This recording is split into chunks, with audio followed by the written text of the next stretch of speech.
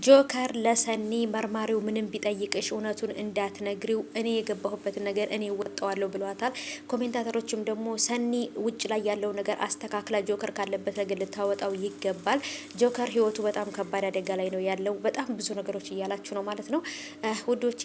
በጣም ብዙ ነገሮች እየተበላሹ ያሉ ነገሮች አሉ። የጽናትም ደግሞ እንዳያችሁት ጽናትም የለችም ቤት ውስጥ። ኪራም መጠጥ እየጠጣ ነው። መጨረሻ ላይ ታችሁት ከሆነ መጠጥ ጠጥቶ ነው ያለው። አሁንም ሌላ ነገር ሊያደርግ ነው፣ ሌላ ችግር ሊያመጣ ነው።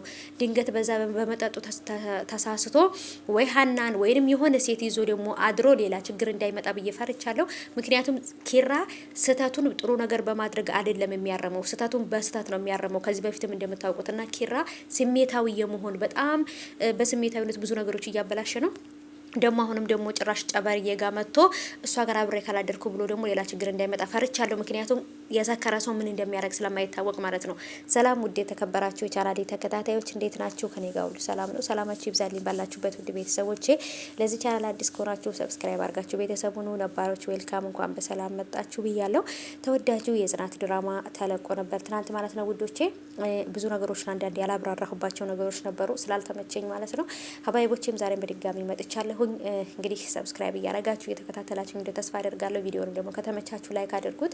ኮሜንት ላይ ሀሳብ አስተያየታችሁን አስቀምጡ። ማንኛውንም ሀሳብ አስተያየት እቀበላለሁ እና ሀባይቦቼ እጅግ በጣም ከባድ ነገር የሆነው እንግዲህ የጽናትና የኪራ ሁኔታ ነው። ምክንያቱም ጽናት አሁን ላይ በጣም ስሜታዊ ሆና ያለችበትም አልታወቀም። ወደ አባቷ መሄደች አይመስለኝም።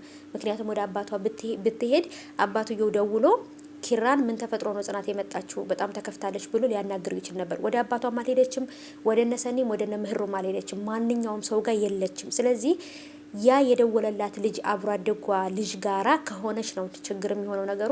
አሁንም ኪራ ደግሞ መጠጥ እየጠጣ ነበር። መጨረሻ ላይ ታችሁ ከሆነ ወይ ሀና ወይንም ደግሞ የሆነ ሰው ሴት እዛ ቦታ ላይ አግኝተውት በስካር መንፈስ አሁንም ሌላ ችግር እንዳይፈጥር ከሌላ ሴት ጋር እንዳያድር ብዬ ፈርቻለሁ። ምክንያቱም አውቃለሁ ጽናትም ስህተት ሰርታለች፣ ግን ቢሆንም እሱም ይሄኛውን ስህተት ደግሞ ከሰራው ጭራሽ የመጨረሻ ነገሩን የሚያባብሰው ነገር ነውና በደንብ ሊጠነቀቅ ይገባል።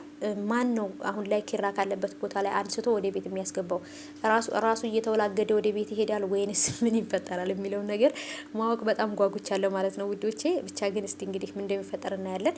ሰኒም በቅዠቷም በህልሟም በውኗም ጆከርን እያሰበች እንቅልፍ መተኛት ሁላ አልቻለችም። ምክንያቱም ሊወጉት ነው፣ ሊገሉት ነው፣ እንዲህ ሊያረጉት ነው፣ በእኔ ምክንያት ነው ችግር ውስጥ የገባው ብላለች። እና ደግሞ እውነቱን ለራኬብ መናገር አለባት ለእህቷ እያላችሁ ነበር። እውነቱን ለራኬብ ነግራታለች። እንግዲህ ጆከር በነፍስ መግደል ወይንም በግድያ ወንጀል ተጠርጥሮ ምናምን እስር ቤት እንደገባም ለቅዱስ ነግረዋለች ራኬብ። ቅዱስም ደግሞ በጭራሽ ጆከር ይሄንን እንደማያረግ ነው እንግዲህ እየተናገረ የነበረው። ምክንያቱም ከሚያውቁት ነገር አንጻር ይህን ነገር ያደርጋል ብለው አልጠረጠሩ ማለት ነው ውዶቼ።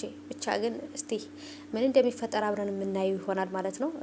ሀናም እንግዲህ እንደኔ ሀና በጣም ያሳዘነችው ሰው እያሉን ኮሜንት እያየው ነበርና ሀና እውነት ለመናገር እኔ በጣም ነው ያሳዘነችኝ። ምክንያቱም ከዚህ በኋላ መናናቅ ምናምን የለም፣ በቃ አክብሮኝ ላክብራችሁ ምናምን ወይንም ደግሞ መከበር አለብኝ ምናምን እያለች ነበር እንደውም ማለት ነው። ምክንያቱም በጣም የተናቀች መሰላት ሁሉም ሰው እጁ ሲያነሳባት ማለት ነው። በነገራችን ላይ ስለሚንቋት ሳይሆን በጣም ስለምቸኩል ከልማት ይልቅ ጥፋት ስለምታጠፋ ነው። በቃ ጥፋቱ በዛ ከልማቱ ማለት ነው።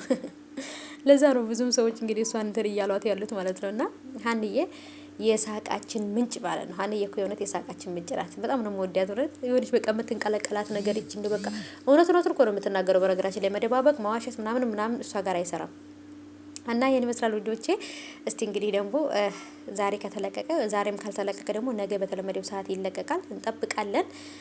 አዲስ ነገርም ካለ ይዤላችሁ እመጣለሁ ሀባይቦቼ።